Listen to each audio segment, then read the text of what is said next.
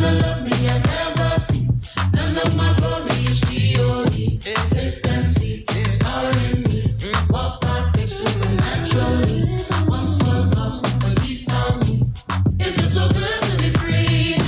Me don't have to flex. Oh no, no, no. Me don't have to stress. Me don't have to stress. Just put it to the test. Oh, oh, no, no. Oh, oh, no, no. Oh, yeah. Me don't have to flex. Me don't have to stress. Me don't have to stress. Just put it to the test. Oh, look at my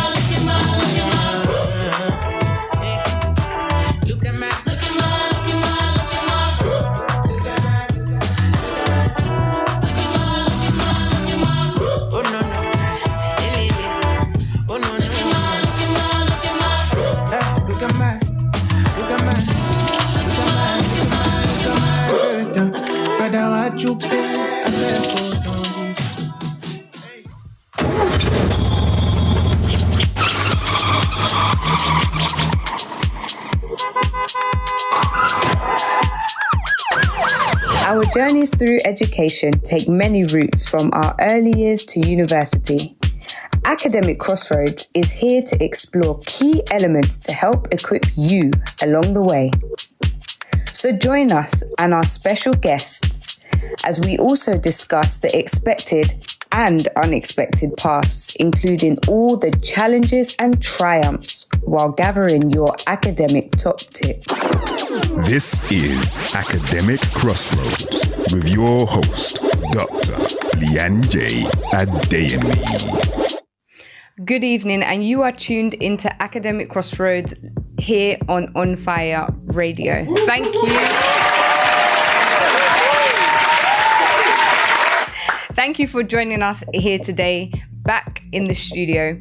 And I'm not alone, I have a special guest, but before we get into that, last week we were focusing on what I wish I knew, and we were speaking all about degree apprenticeships. We talked about the parent pitch, because for some, not going to university is not an option. But when you find something different, how do you pitch that to your parents? So we talked all things the parent pitch. We also spoke about 3 things our special guest wish he knew before he approached his degree apprenticeship. We also spoke about staying motivated and his key tips on his toolbox whilst completing the degree apprenticeship. But it is not over. And live in the studio here with me this week is Israel. Hi guys, happy to be here. Yeah, let's get straight into it. So thank you for joining us again for part 2. And today, for pleasure, we've got the Rubik's Cube. So if you joined us last week, you will know that we heard, I'd say through the grapevine, but it wasn't. Something like we that. heard live and direct that Israel could solve a Rubik's Cube. And if I'm not mistaken, there was a 1:30 timestamp that you proposed on that. I can do all things through Christ who strengthens me. Amen. So today we have your Rubik's Cube here for you. Okay. So we want to see if you can solve this within the 1:30. Okay. Now, if you are listening, please let us know whether you think there's going to be triumph or an opportunity. An opportunity to try again.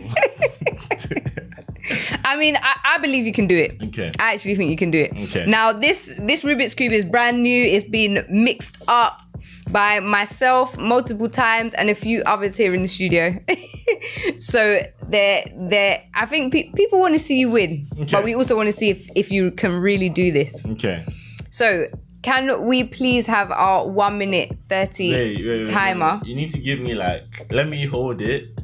Assess the cube before you, let me be prepared. 5 seconds to do that. 10 seconds. 10 seconds. All right, we will give you 10 seconds. Okay. 10 seconds only. Okay. Is our timer ready?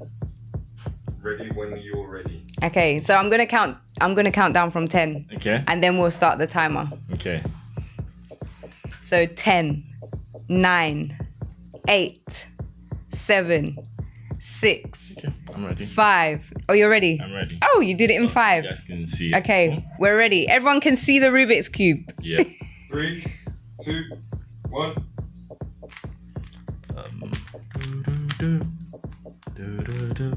See, it helps me to talk while I do it, just because. Okay. But Feel free to talk, no problem. Yes, solving a Rubik's Cube is simple maths. A plus B equals C. You do this, you get that. Okay, Yeah. okay. So, So when you're doing this, what are you thinking about? To be fair, it helps me keep my mind free, ironically. And when did you solve your first ever one?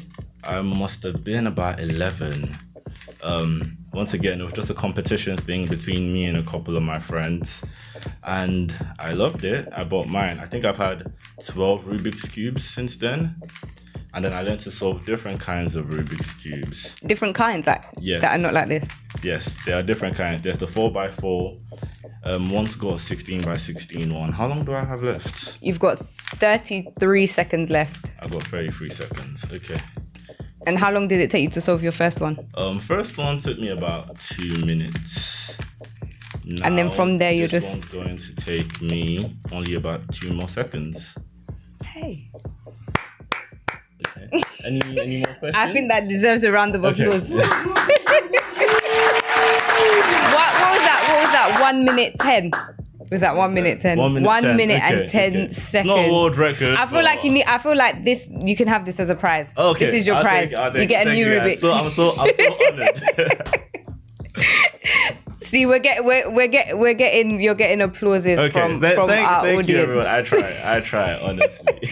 I thought you could do it. I thought it would be closer to 1 minute 30. If I'm honest. Off camera, you was actually having a lot of doubt. I'm just gonna throw this out there, guys. This was not the energy she had off camera, but you know But what? 1 minute 10. That's good. It's not a world record, but hey, It's not a world record, but it's just good. a nerd. I'm just a nerd. I think there was a comment related to you being able to do it with your eyes closed as well. So maybe we'll get into that later. Let's talk about apprenticeship. Maybe we'll get into that later. now. But no, well done. And there's your prize. So thank you. Happy. So back into it, all about what I wish I knew, and we are focused on apprenticeships. So last week we were discussing your journey Yes. into your apprenticeship, how you got there, where it stemmed from. But this week we are looking all about the application process and how our listeners can get there if it's a route they are thinking about taking, and just more information on helping them to understand where they can look, what they can do. And also for parents that are supporting their students or supporting their children who are students to apply and through the application process as well. And also you may be someone that is older that is looking to do a degree apprenticeship, because not all degree apprenticeships are started by 18-year-olds. Yeah. And there is a lot of statistics now showing that actually a lot of older, not old necessarily, but a lot of older people are actually starting apprenticeships in like their 20s and 30s and 40s. So the opportunities are endless. So when you go, what is like a day in, I was going to say a day in the life, but I think we really want to hear like a week, because that gives a broader... A week in the life can be many things. One thing I'd say is if you're at the right place, it will definitely be challenging, because what a week is going to look like is you're balancing both your academics and your professional life at the same time. And if you're someone like me who has a social life and who has things to do outside of academic space and the professional space as well, life can get quite busy. So I think a typical week for me is just going, being able to compartmentalize, is keep work between 9 to 5, or in my case 8 to 4. And is that realistic for you doing a degree apprenticeship? No. Okay. Why not? It's not that realistic for me, because then I get home, I want to spend at least an hour then studying, because once again, what I'm doing at work relates to what I'm studying in uni. Oh, okay. So I want to be able to now find where this applies in my studies.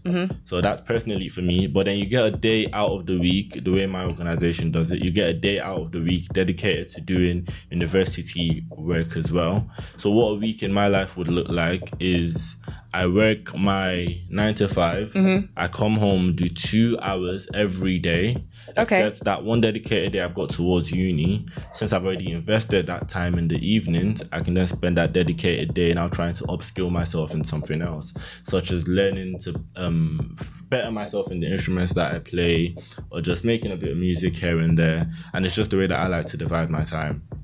Okay, and just for those of you that weren't aware, Israel is doing a degree apprenticeship in cybersecurity. Yes. So when you say, so you do your 2 hours every day, and that's just purely you've chosen to do that, Yes. and that's how you've set up your time? Yes, that's how I like to balance my time. As I said, nerd, just naturally a nerd, naturally like reading, naturally like learning. Never a bad thing. Never a bad thing. So this just flows easily for me. However, I've met a few people that have struggled to just balance that. And what they do is that dedicated day, they make it all about uni as well. For me, what a typical week is, I'm being challenged by some new tasks to write some new SQL query, develop some new database. And if you work in cybersecurity, you can never run out of things because there's always some new alert, new vulnerability, someone trying to hack the organization, and you go like just be prepared for whatever really. So and then so one of my morning routines always to keep me grounded is 8 a.m. LinkedIn releases their LinkedIn games. 8 a.m. every day I get into work. First thing I'm doing before I log in, before I check in, I'm playing my LinkedIn games. How does that help your day? It just gets me started off on the right foot. What type of games are we talking about here? We're talking like, you'd have to, if you're on LinkedIn, I promise you, because this is the thing, right? Like I said, nerd. So one of the things about me is there's 5 games. I rush through them in about 5 minutes. I win all the games. Already gives me a good start to the day that I'm gonna win today. Okay, so let's just be clear. It's 5 minutes. You're not sitting there for an hour. You're not sitting there from 8 to 9. No. 5 minutes. 5 minutes. From 8 to 8:30 or 8 to 9 playing games. Just 5 minutes. A bit of victory to start the day. Yeah, I start the day on a quick win. I believe I'm going to win for the rest of the day. And it's become a sort of routine for me since. They've added a new game, Zip. Absolutely amazing. Love it. But anyways, it's not about LinkedIn. So Kirsty said the games are actually fun. I've tried it. Taddy said win on all of them. Show the proof. I mean, Taddy, after the Rubik's Cube, I'm inclined to believe him. But Kirsty, I think I'm gonna have to check out these games. Definitely worth. I'm gonna have to check them out. Definitely. So you go in and you do your LinkedIn games, and then what's the rest of the day like for you? We've got daily checks, so like because cybersecurity 24/7 thing. So the hackers could be in Switzerland. It's 9 a.m. for them while I'm asleep trying to hack the organization. So there's something called a SOC, a Security Operations Center, external third party that are working 24/7. So first thing I do for like the first 30 minutes to an hour, catching up on any things that might have come up overnight, just checking the checks. We also got people working late into the night that might have clicked something or done something. So that's what I spend the first hour doing. Then there's more of a daily stand-up with the whole team, see where everyone's at, and then you get on with your respective tasks. The way I like to do it is take my lunch break, but maybe dedicate an hour within my working day to actually just getting to know people around me in the business, seeing what I can learn around the business, as well as doing my job. After that, I tend to go straight home most of the time, straight back into studying. Just now applying what I've learned, now getting the theoretical knowledge behind it. And then after that, spend my evening. I think one of the hardest things for me to do is shut down. So if I'm doing a module, for example, if I'm halfway through the module, I feel like I've got to finish the module. But I'm now learning to take time for myself, just shut down, go rest, relax, have some good jerk chicken, jollof rice, whatever I'm feeling. Are you cooking this? I can cook. I can cook. Okay. I'm not saying I'm cooking it, but I'm saying I can cook. Right. All right. Let's just put that out there. But yeah, and then maybe watch a movie, read my Bible.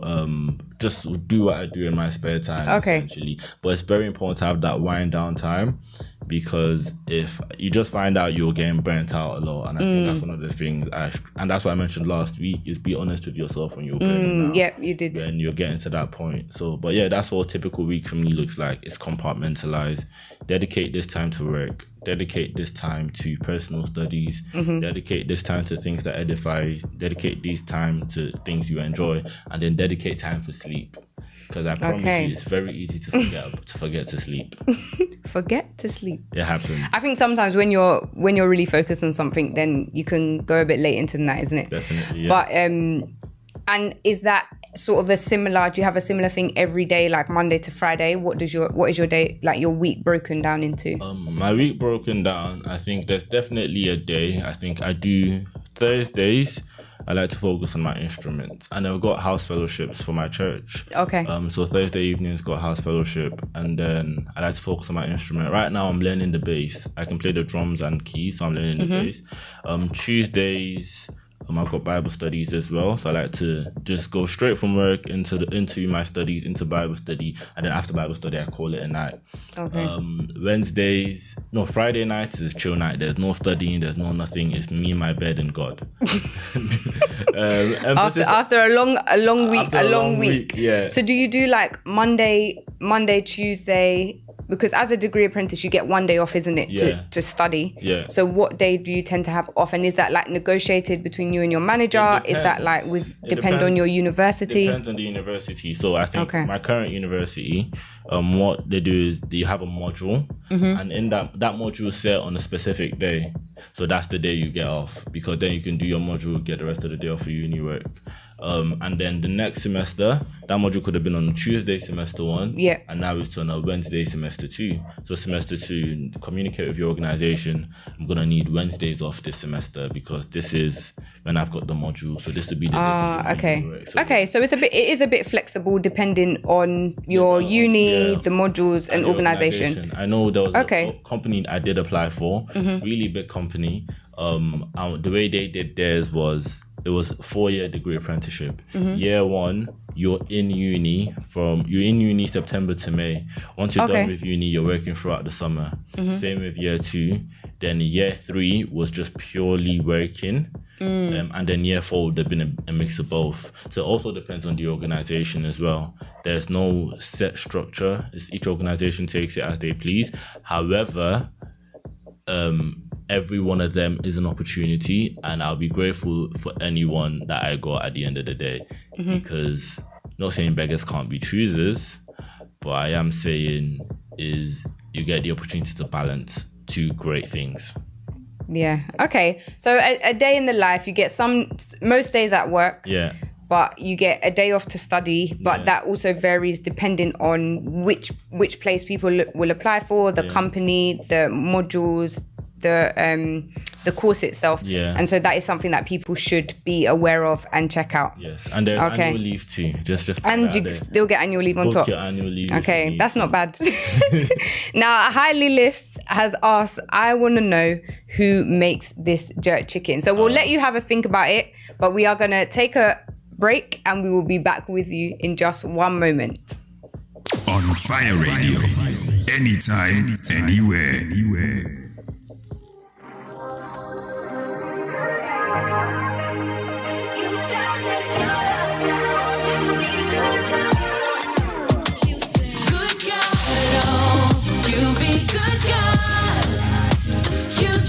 Show yourself, you be good God. Good God, oh, you be good God. You just say show yourself, you be good God. Say you be good God. There's no mountain too tall that you won't climb. No shadow too dark that you won't light. Oh, am I that you keep me inside your mind? And I can't count the many, many things you do. Where if I be saying that you did blow my mind. Say you go fit leave 99. Follow on. I never even run 100 meters. But your love can make me make I go the distance. And you counted me in when they counted me out. Where off a day, if no be your love. I never even run 100 meters. But your love can make me make I go the distance. So you did my side. And you carry me for mine. Good God.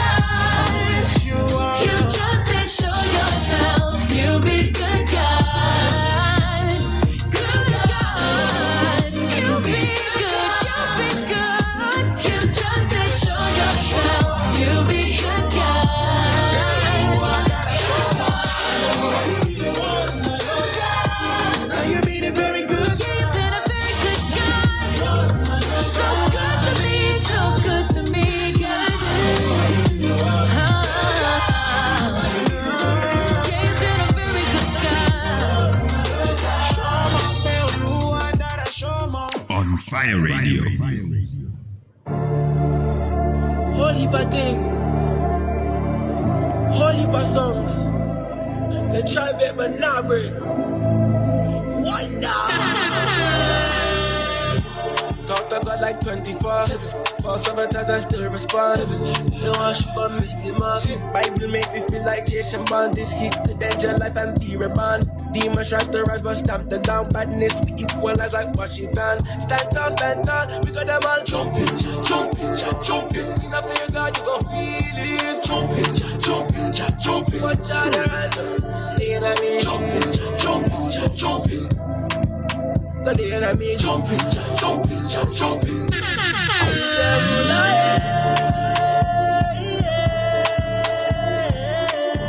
When the enemy come around, hit the walls like Jericho, break it down.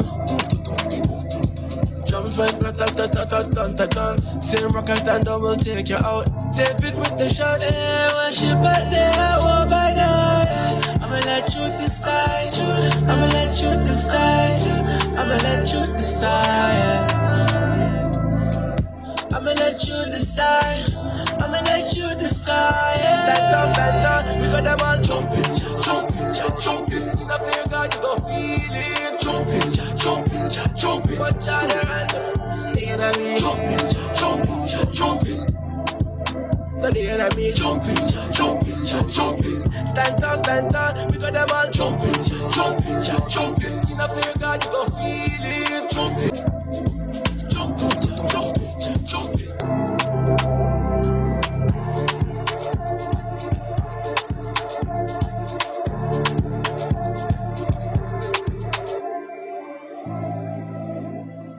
This is Academic Crossroads.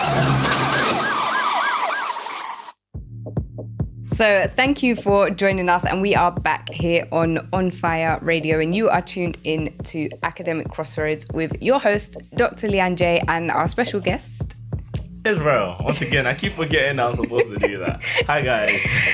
And we are talking all things degree apprenticeships. So with degree apprenticeships, if you don't know, then they can be done, and they've been around. Yeah.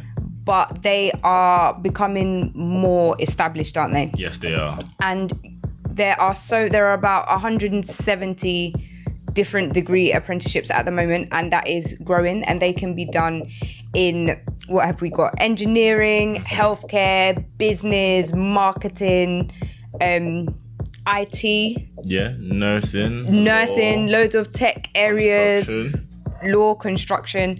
And so if you are thinking about degree apprenticeships, then there is likely that there will be one available to the field that you would like to study. So just have a look around, but we will be getting into where you can look in just one moment. Yeah. So Israel, when you first were you were thinking about it from like year 9, weren't you? You said I'm a special you started really early. And train up a child in the way you should go. So, amen. Amen. And with your degree apprenticeships, how did you even go about applying? What was your process? Do you know, I think one of the things I said, working backwards, understanding what the job is. But I think one thing that really helped me was understanding what the degree is. So for example, my degree is actually in digital and tech solutions. And that then actually goes into 5 different career paths, I think: software engineering, cybersecurity, network technician. But the degree itself is called digital and tech solutions. So one of the things I did was search for degree apprenticeships in digital and tech solutions. So you would have something like healthcare degree apprenticeship, but then it could be child nursing, it could be adult nursing. Yeah. Okay. I believe that's how it works sometimes. So just having that information helped me as well, because I wasn't settled on cybersecurity, just IT in general. But then having that then helped me to look for some of those as well. Okay, so actually looking at the course you would have been doing and then focus on the company or where you might do that. I think that's really good, because sometimes as well, when you're maybe applying for specific jobs as well, sometimes it may be that you don't think about the fact that actually tech is involved in pretty much every field and every company. And so you don't necessarily have to look for specific tech companies, but actually you might be able to look at, like you said, like in nursing or like within the NHS, let's say, or it might be even within fashion, something like that, in the automotive industry. And so there's a good point to actually thinking in that way, looking at your course and then finding degree apprenticeships. Yeah, I've got a friend who does software engineering for a popular train company as well. Oh, okay. He does is a degree apprentice at their company, and it's just like you would never think that a train company would be hiring a software engineering degree apprentice, but these things are out there. Another thing that I did do was there's some degree apprenticeships on UCAS, but a lot of them are not advertised on sites like UCAS. They're advertised on the company portal or the company website. Okay. The BBC does apprenticeships, but you wouldn't know unless you go to the BBC website. So treat looking for an apprenticeship the same way you treat looking for a job, and use Indeed, use LinkedIn. Just do generic searches, degree apprenticeships in tech, put that into Google, see what it brings out. The gov.uk website has a page as well for degree apprenticeship vacancies. Use that. Just treat it like a job search, not just like a uni search. You're going to uni to study. Yeah. So once you do that, it's a whole different ball game essentially, and then keep the searches broad. Don't type degree apprenticeship in digital marketing and fashion design. Very unlikely, but it can actually just come out degree apprenticeship in marketing, and then you see different fields of marketing that people are hiring for essentially. Okay, so if you're going through this route, then you need to actually also be conscious of that and knowing to go straight to company websites as opposed to just going through maybe UCAS or looking at maybe the university itself. But it's a good route. I guess you have options that way, don't you? Yeah, you do. And if the thing is with like UCAS or uni, you apply to one uni, every other uni knows you've applied to that uni, like it's across the board. Or you could apply to 20 different companies and each of the company doesn't know that you've applied. There's no internal pressure. So there's no limit on the amount that you can apply for. There's no first choice, second choice, insurance firm. It's you just apply, you see, and the companies treat it like a job as well. You get an interview and whatnot, but I believe we're going to get onto that later. Yeah, that was what we were coming to now. So perfect timing. So you did your application online. What was that sort of like? What information did you have to include? What were they looking for? And what did you need? It's just like any job listing. Same way you look for a job in cybersecurity and it says you gotta have a degree in cybersecurity. Look for a degree apprenticeship. It's gonna ask for certain A-level qualifications. Okay. It's gonna ask for certain behaviors. It's gonna have certain prerequisites. And each and every company is different. I can appreciate that. However, the most common thing is there's a certain grade requirement. Some of the top level companies, the big fours and all of that, they might ask for AAA. And then some of the more open companies will understand that it's not all about the grades. And if it was all about the grades, you'd be going to uni anyways. They can understand. Not necessarily. Not necessarily. You might get some people that still get A's and do a degree apprenticeship. It's just a certain misconception that apprenticeships are for people who can't get into uni or who don't have the grades. Okay. But there is always that balance of it's not always about the grades. You can be very intellectual and just decide uni is not a route for me. So we've got that on the company website. They asked for a few things, just certain behaviors, certain attitudes, and the CV, standard CV cover letter, same way you need it for every job application. Okay, so regardless, you need to make sure that your CVs are up to date, and they are full of. If you don't have, they are strong. Should I say? Volunteer. Then volunteer, but volunteer with purpose. We're not about just volunteering everywhere and anywhere. Volunteer with purpose.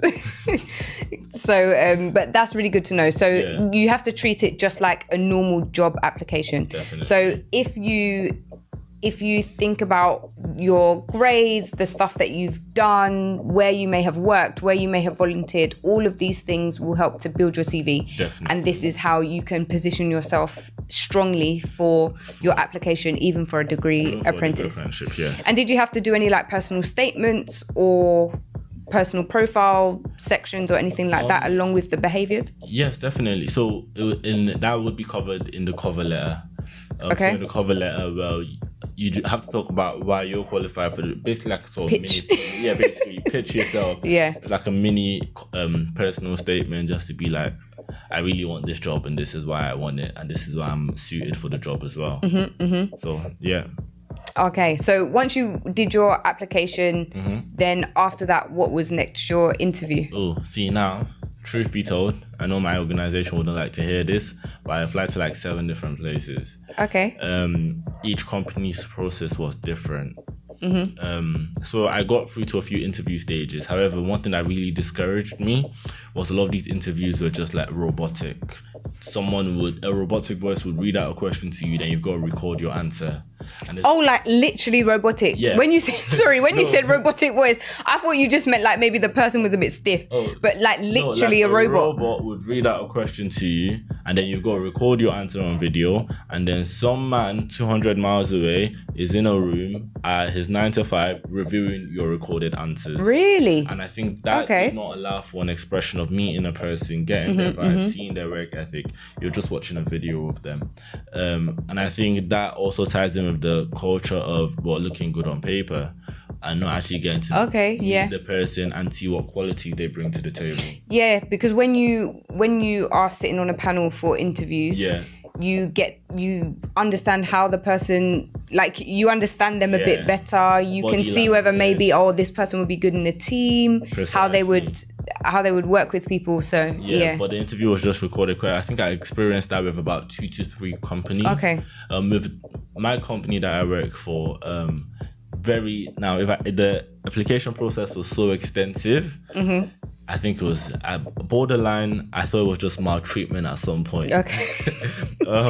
But so the process was we apply, send in a cover letter, 500 words. Yeah. And then first thing they told us to do, create a LinkedIn profile, follow the organization on LinkedIn. Good stuff. After that, cool. What's the next thing I said? Yes, write a 500-word essay on what you think the future will be like in the next 5 years. Okay, so you had your application that you submitted. Yeah. Then you had your LinkedIn profile that you had to create. Yeah. And then now we're onto a 500-word essay on what you think the future would look like in 5 years. Okay. I don't know what they were looking for to this day. I don't know why that was the question, but I wrote a poem. Like, okay. Just like throw them off guard. Like, hey. That's different. That's different. That's different. Like, yeah. Immediately, I want to stand out. And then after that, I can't remember, what did they even ask us to do after that? Yes, also to send in a picture of what we think brilliant is. What was your picture? My picture was a picture of Chadwick Boseman. Okay. Black Panther. And then the 4th thing was learn a new skill, and then take a video of that. And my skill was the Rubik's Cube. But in this video, I did it with my eyes closed. Okay. How long did it take you? About 1 minute and 10. Okay. Yeah, so same amount of time. Yeah, similar time. So it wasn't I couldn't. So the new skill was just closing my eyes. Okay. And then got called in for a group assessment. Now, funny story about the group assessment. Yeah. See the suits I'm wearing? I didn't always wear suits. Okay. So I pull up to my assessment. I've got a white do-rag on. White. I've got at this time. At this time I had braids. At this time I had. This is like a whole different thing now. Yeah, okay, go on. So I pull up to my group interview. I got a white do-rag, white shirt, brown khaki trousers, Air Forces. I just think it's a. Did you remember? What did you think you were going to? I just thought it was a casual thing. Like, it's just gonna be a relaxed thing to get to know. Did they tell you it was going to be relaxed? They said semi-casual. Or smart casual, or whatever. Smart casual, and you wore Air Forces. Anyway, you got the apprenticeship. So let's hear it. Then I pull up. There's about 50 man, 3-piece suits. It looked like a wedding hall. Yeah. Wait, and you were there with your white. I was there my white do-rag. No, the white do-rag was matching the white shirt. What did you say to your parents, please? Where did they think you? They could not have thought you were going to your interview. They weren't at home, so no one saw me go out like that. That's why you left like that. No one saw me go out like that. Now, I thank the Lord that they were not judging based off looks. Oh, but they were definitely considering how people looked. Definitely. But I think that because they were a man in like 3-piece, I'm telling you, it looks like a wedding once I got there. And Like, you were that's there how with full your the white reception do-rag was. and Air White Forces. do-rag, white. Wow. It wasn't even a do-rag Okay. that was tucked at the back. It's the one that's flowing like Tupac. But anyway. Wow, I really want to know what they were thinking.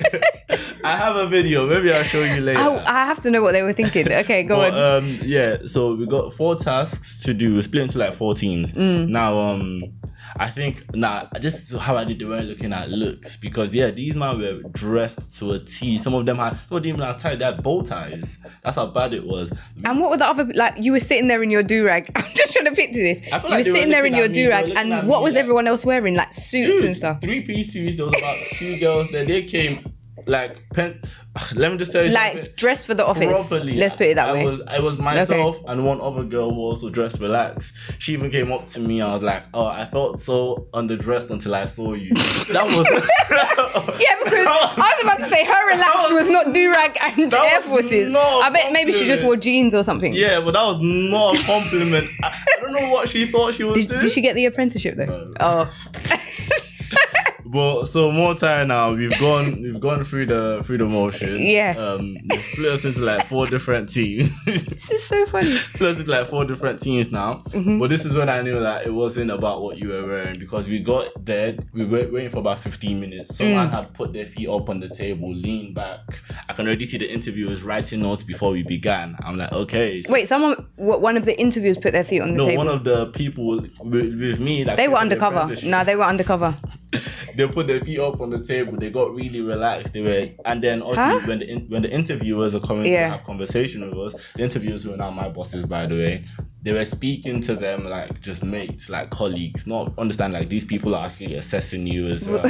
So Does that person who put their foot on the table, do they work in the office? No. Do you see them? No, Are you sure? They're not here. They didn't get the job. Because if I saw you turn up in a do-rag, I would have thought you were some like undercover. You were like undercover. Look, I don't think I would have thought you were seriously there for the, the for the That's interview. where I am now. Okay. No, it's fine. We'll keep going. So first task, very interesting task. About 6 of us around the table. There's a board in there. Everyone has 4 cards. Yeah. That's 24 cards. There's a board with 24 slots. You need to find out what card goes in what slot without showing each other your cards. So I know my cards. You know your cards. I can't see your cards. You have to verbally communicate to me what your cards are. I communicate what my cards are. We use that knowledge to know where they're meant to be on the table. Okay. Really good task. I don't know what skill that I was trying to show, what I was trying to make out of. But then this is when I locked in now. So I wasn't locked in before with the do-rag and everything. I locked in this task. They brought out, what was it? What did they? Yes. So someone immediately tried to take charge. He pulled the board closer to himself to inspect it. I saw the interviewers taking notes. I'm like, okay, rookie mistake. And then he tried to lead. Okay, so everyone, what are your cards saying? Blah blah blah blah blah. And the people just ignored him. Basically, and then the whole conversation was getting a bit rowdy, and I was just observing, trying to find my competition, who to worry about, who not to worry about. And then I just like, okay, everyone relax. I've got 2 cards here, white background, blue background. What else does everyone have? Somehow, just from there, I start leading the conversation. I start saying, okay, let's do this, let's do that. So automatically, everyone's now already looking at me like the leader. I'm already in a good position. Okay. Next task was some teamwork thing. We passed rings around each other. So that one I wasn't really too good at. I'm not even going to lie. I just watched everyone else do it, follow the instructions. Third task was a logic puzzle. Put 20 of us in a room, solve a logic puzzle. I was the first to get it done. No, I was the second to get it done, but I was the first one to get it all right. Oh, okay. Yeah, so someone else had finished before me, but he got it wrong. I got it right. So I'm walking out there feeling confident. I'm sat there waiting for everyone, talking to some of the interviewers who I think now we're judging my do-rag. No, I don't like think the they were. from when you walked in the room. I don't think they were. But I think the last task they had us do really solidified it. Now at this point, right, I've already done 4 different things. And this group assessment isn't even the last. Is it a stage of full the day? interview. It was like 4 hours. Okay. But this wasn't even the last stage of the interview. This was just the penultimate stage. When I did this last task, I promise you, it was beautiful. They put all of us, and like 12 of us in a room, boardroom setting, gave us sheets and like, okay, we're all going to discuss the things on the sheets. Task A, task B, things to discuss. And somehow, once again, I end up leading the conversation, saying, okay, now we're going to talk about this, and then we'll discuss it. Now we're going to talk about that. We get to the last question. I start to notice 2 people haven't spoken. This is where I clutched it, and I'm just like, everyone, wait. We've all been speaking. I feel like we all need equal opportunity. I haven't heard from those 2 people there. Do you guys have anything to say? And just like that, I saw everyone taking notes. Now, that might not have been what got me the job, but I know that definitely worked in my favor. So at the end, the interview was like, okay, pick a spokesperson to stand up and represent what you guys have discussed and the decisions that you've made. And everyone picked me. And I'm just like, guys, we're all fighting for the same job, right? If you're just picking me, you're giving me the job. You're handing the job over to me. And that's what happened. Got called in for the next stage, which was a setup. The next stage, final stage, was to deliver a PowerPoint presentation on your picture of what you think brilliance is. They never told us this before. Yeah. So someone has sent in the picture of Lionel Messi. Okay. And he's like, he doesn't know what to do if he gets it. But, so they called us in, do a picture or do a presentation on what you think brilliance is. I did mine on Chadwick Boseman, the importance of black excellence, not being under advantage. And this was just after he had died as well. So, amazing presentation. And then somehow I got the job. I've just said all of that to say, very strenuous process. But I think they went through the motions to find someone who was a right fit, academically, behaviorally, see how they interact. So like if they looked at me just on paper, with the caliber of people I spoke to in that group assessment, 90% of the people there were better than me on paper. Okay. But actually, just live there with them interacting with me and seeing me, I think they would then have appreciated the qualities I brought to the table. I'm not knocking down companies that do interviews over Teams and everything else, but I'm saying it gave them a chance to see the real me, and the real me shone through in those situations. Yeah, definitely. I mean, you went with a do-rag and you still got it. Can we let the do-rag go now? Well, we can forget the Taddy do-rag. has said the do-rag was just intimidation, but we'll let that pass. And Kirsty's asked, what are 5 must-haves to put in your cover letter, and is personalizing it the best way always? So what are 5 must-haves? So in your cover letter, this is your pitch to the company. You're basically giving them a bit of a background about yourself, why you are good for the job, but also why you chose the company. I think that's very important as well. And then also showing that they align to each other. So what skills do you have? Why the company in the sense of like the broader company, but also that specific role as well. And also your future aspirations. So what's next? Some companies really like to know that you've thought ahead. So maybe you see another part of the company or something, maybe some business that is happening already within the company. And so where can you take them? I think one thing just to add to that as well is sell your weakness as a strength.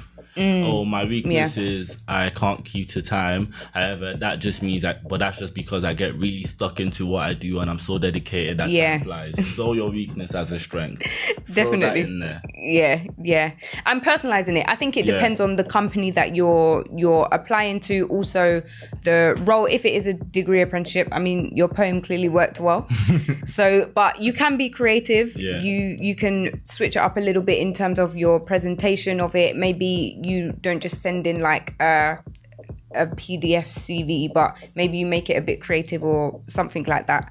And so, it will depend on the role and the organization. So we hope that answers your question, Kirsty.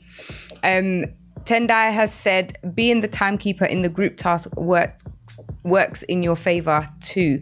So making sure you can keep people to task, because all of the stuff that they're looking at when you go for these interviews, these group task days and things like that, it's all going towards how is this person going to function in this role, but also in our team and in our company. So it's never just about, okay, can this person like practically do the things we require them to do, but actually the broader things, which is why your CV and your volunteering are important, so that you show that you are a well-rounded applicant.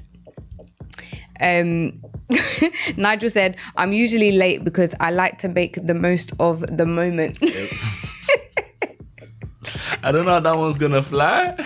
Well, try it when you apply for a job and let us know. Let us know, please. So your application process, it is a process. It's not just an application interview and then you get it. There seems to be many stages. And like you mentioned, companies differ depending on the role that you're going for, but also the degree apprenticeship that you're doing and also how that company functions.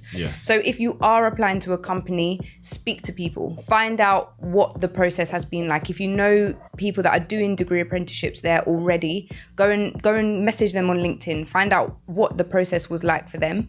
You may also actually just find people who work in the company, ask them about the culture, ask them about like what it's like to work there as well.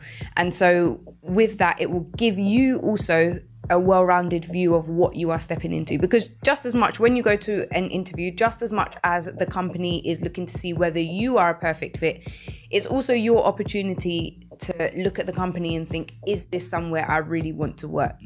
And is this somewhere I would want to stay for 3 or even 4 years in some instances? So thinking about those things. Okay, and one thing, this was actually a question that came through. So maybe we'll go into our segment of... What's up, Doc? What's up, Doc? What's up? And this was actually a question that came in about international students. So can international students apply for degree apprenticeships? So they may be international students at sixth forms and colleges wanting to go into degree apprenticeships, or it may be that they're looking to maybe go to a certain country to do a degree apprenticeship as well. What was that process like for you? Especially you yourself, you were born in Nigeria, isn't it? And then you came over here when you were 15? 16? 13. Oh, 13, sorry. Yes. Yeah, 13? Yeah, 13. Okay. So you came over here when you were 13. So that was something that you were looking into because you also weren't sure about just how that played out. So what was that process like? For being an immigrant like myself, I think one of the key things to note is you have to have been in the country for at least 3 years. Because essentially you have to be classed as a home student to do a degree apprenticeship, because you need to be enrolled with an organization as well as university. That being said, to be classed as a home student, you need to be in the country for 3 years. You don't have to be a citizen, you don't have to have gotten your passport, but you need to have a leave to remain or an indefinite leave to remain, or something that allows you to, or you've been in the country for at least 3 years and allows you to stay for a period of time. At the time at which I got my apprenticeship, my leave to remain was expiring the month after. And so they called me when they gave me the job, and I was like, Israel, we've given you the job, we'd love to stay. What are your plans regarding this situation? We've seen your share code. Do you need any support applying? They did offer support. Do you need any support applying and whatnot? At this point, I had already applied and just like, I'm waiting on a decision. And they were like, okay, that didn't hinder me. I started just as normal. Nothing stopped me. So only criteria was I had to have been in the country for the last 3 years to be able to qualify as a home student and then go ahead with that. Okay, so it's still possible. Yeah, definitely. It's just that the need to be here for 3 years, and then also checking what the company's policies are in and around that, and whether they are able to support or what processes, because that was something your sister was thinking about as well, but then she hadn't been in the country just long enough, isn't it? So that wasn't an option for her. Yeah. But it's very essential. I think it's better for people who are not of British origin just to go into, just from my perspective anyways, because purely as well, student loans or student fees, student debt is a lot different for international students. Yes, it is. Yeah. Okay, so it's something to consider. It is possible, but you just have to know the regulations around it. Essentially, okay. And they are always changing as well. So what I've said today could be outdated in the next 2 years because Keir Starmer or our leaders have decided to change the rules. So Kemi Badenoch can say next week she wants to make it 5 years. So just always keep on top of that as well when making your decisions. So keep on top of the information and make sure you are staying up to date. And we will be back with you in just one moment. On Fire Radio. Anytime, anywhere. Yo, Bobby telling, man, every now and then I go to Egypt, dog, and I see some cats I used to run with. And they come up to me, man, they be like, yo, show, man, let's get back to some dirt. And I be like, hold up, pump your brakes, you're doing 90 to 30. And I'm like, look, I can't do that no more. And them cats be like, why? I gotta articulate real well to them, man. I just like, yo, man, Christ died for my sins. I love the Lord. I got a spirit in me. And to sum it all up, man, is because I'm in love. You wanna know more, man? I can explain it to you. Sit back and let me tell you about this marvelous God that I'm in love with. You've been aching for a while. It's something to make you smile. We reppin' and proud as the world's looking around for a. Yes, sir. Okay. I'm in love with the captain of the ship. When the waves get to rockin' the boat, we walk on water like he taught us to float. I got these scriptures to quote, and when it seems like your boy can't cope, I got a team tight like 3-strand rope. It ain't easily broke. The mountain in front may seem unclimbable, but after his work on the cross, it will seem irresponsible. If we threw in the towel because of life's small obstacles, yeah, we know a God who makes the unlikely possible. This phenomenal love and holiness ain't optional, so the world looks at us like we're so illogical. Keep our faith in the word to be a godly influence. If you really want to know, here's the reason why I do this. Yeah, I mean, that's just a little bit, man. Hopefully that helped you out and gave you a better perspective. But I'm saying he sacrificed so much for us, so that when I came into an encounter with his love, I had to change. So if you got about 2 more minutes, man, I can explain a little bit more in depth on why I'm so in love with this high love, you know what I mean? Don't get it twisted. It's the one true God, you know what I mean? He vacated heaven to take the form of a man. If you love the Lord, throw up your hands and sing it with me. Sing it. And sing it with me. I'm in love with the Lion of Judah. Not myself, Muhammad, Krishna, or Buddha. He got a saving word, it's like a computer. Now I excel cause my idea of love, it came in the form of a bottle, or the form of a model, or the thugs that I follow. Now I walk in the spirit, I exalt it with lyrics. This the music of life, I pray that you hear it. I got a listener's ear, it ain't nothing but worshipers here. We walk the valley of death with nothing to fear. I got the love of God, it ain't nothing but love from my squad. It's real community, it ain't a facade. Actions reflecting his grace. We stay humble when we seek in his face. You may hear this when we step into place. Like I've been saying, man, I'm a new person, man. I'm a new creature. I'm no longer in love with the things I used to do, man. Now I love the things that God loves. You know what I'm saying? I see you doing your thing. You got a lot of money. You got the girls following you and everything. All that vanity, man. All that stuff's gonna pass away, dog. You can't take it with you when you die. I used to be in love with the things of this world too, man, but it did me wrong. You know what I'm saying? Let me tell you how. B. Taylor dropped the beat. I've been burned by the world and it showed no sympathy. I will give my all and it stripped me of my dignity. Stripped me of my reason, my morals, and my temper. Stripped me of everything. I was in love with a stripper. Now I love my physician. He's a true life giver. I was dying, so the doctor gave me his liver. This is Academic Crossroads. Hello and welcome back to Academic Crossroads. I'm your host, Dr. Leanne J, and I'm here live in the studio with Israel. So thank you for joining us. So we've been talking all about degree apprenticeships, and one thing I would love to know is, has Israel sold you on degree apprenticeships? Are you saying yes? Are you saying no? Or are you saying maybe? So let us know. Have you been sold on degree apprenticeships? Maybe you finished the whole process, but you're like, actually, having heard what I've heard, would it have changed your mind? Would you go back and do one?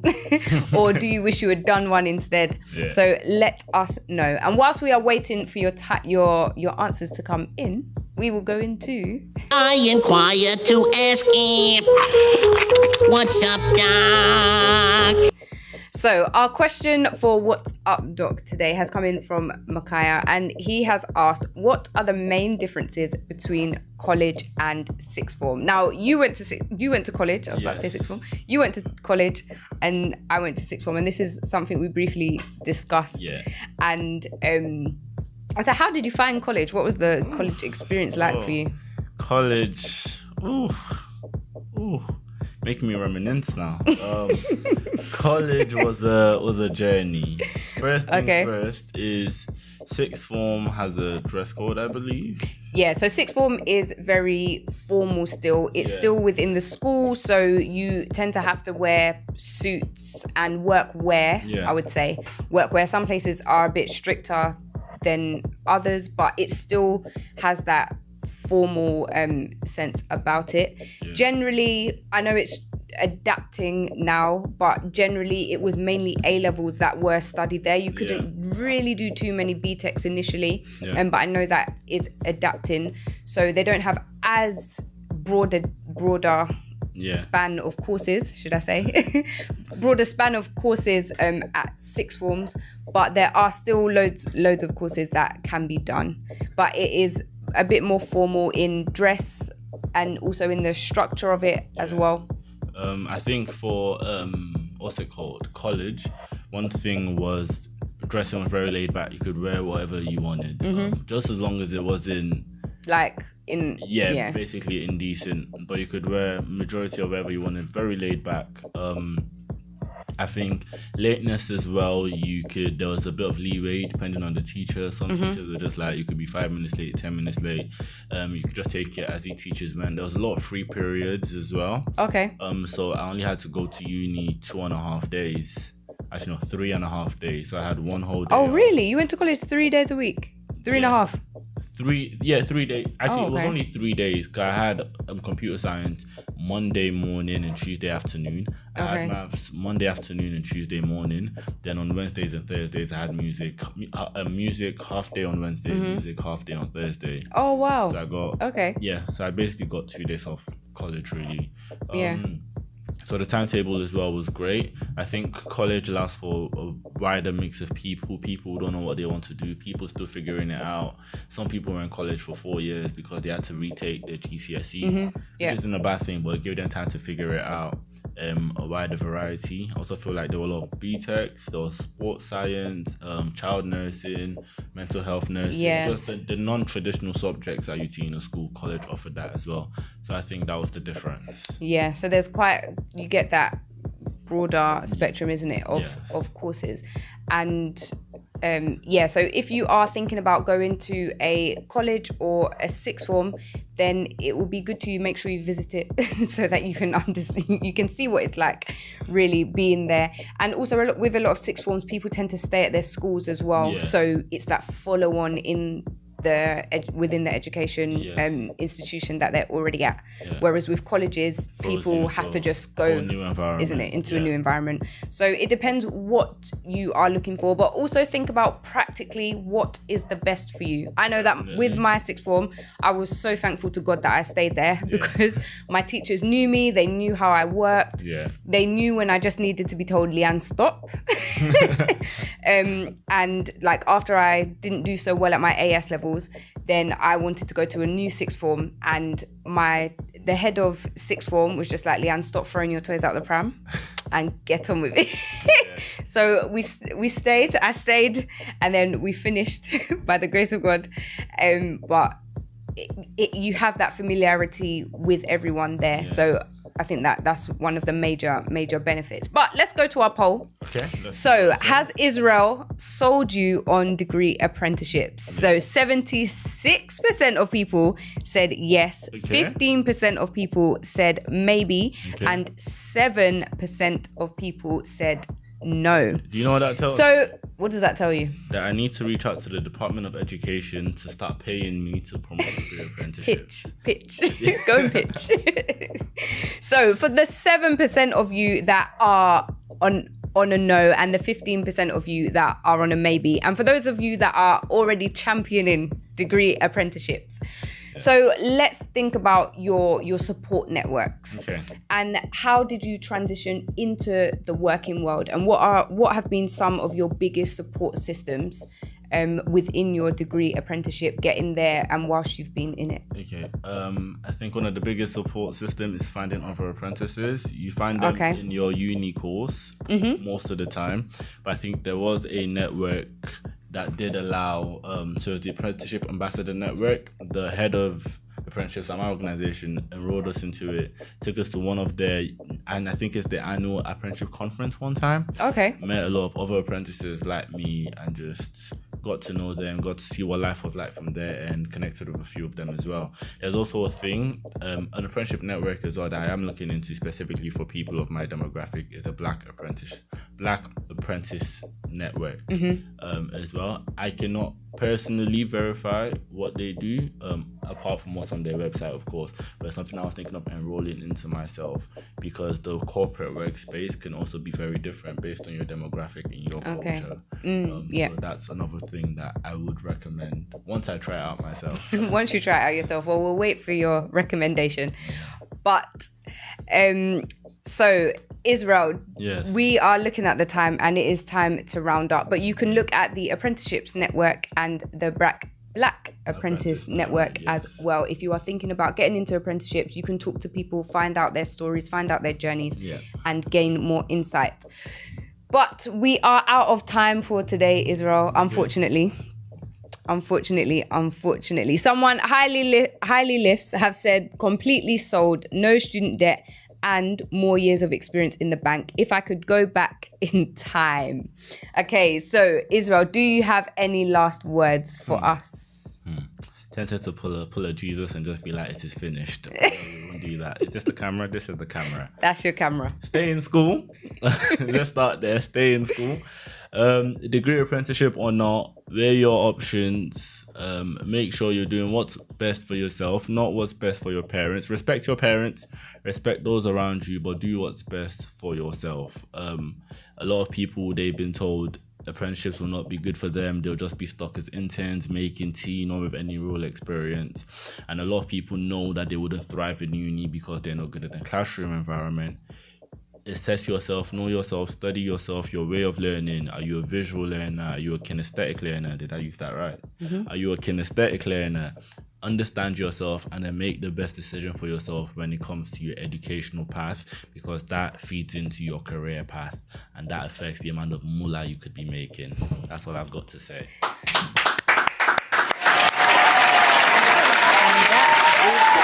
Wrap. So thank you so much for joining us here on the show, Israel. It's been a pleasure to have you, and we gained some really, really valuable insights. So I have been your host, Dr. Leanne J, with my co-host, amazing guest, humble guest, Israel.